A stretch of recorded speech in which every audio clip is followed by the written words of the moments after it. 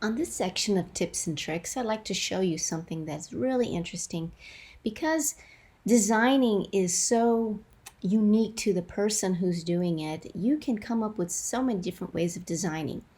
Now, we designed the columns to be like this, but I'm going to show you a couple of ways that we can change that up now.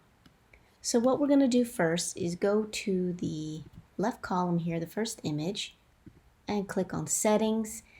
Now, we did not align this image, so we want to always make sure that our image is aligned in the center. So let's go ahead and put that in the center right now. And another thing is that we had set it edge to edge. Remember that I told you that it goes all the way to the edge of the border. If we change this and unclick it, you're going to see it looks like a little image card. So this is another way that you can alternate your design. Let me change these real quick.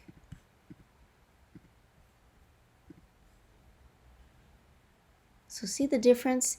You have a little white border around the image and it gives it a little different look. If we go to the preview section, you can see which way you prefer.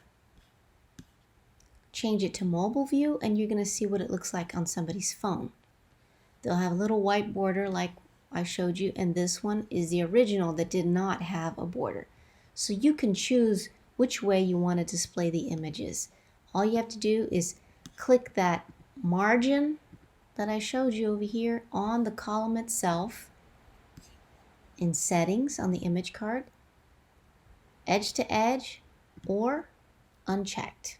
All right, so I hope you enjoyed that little section of tips and tricks.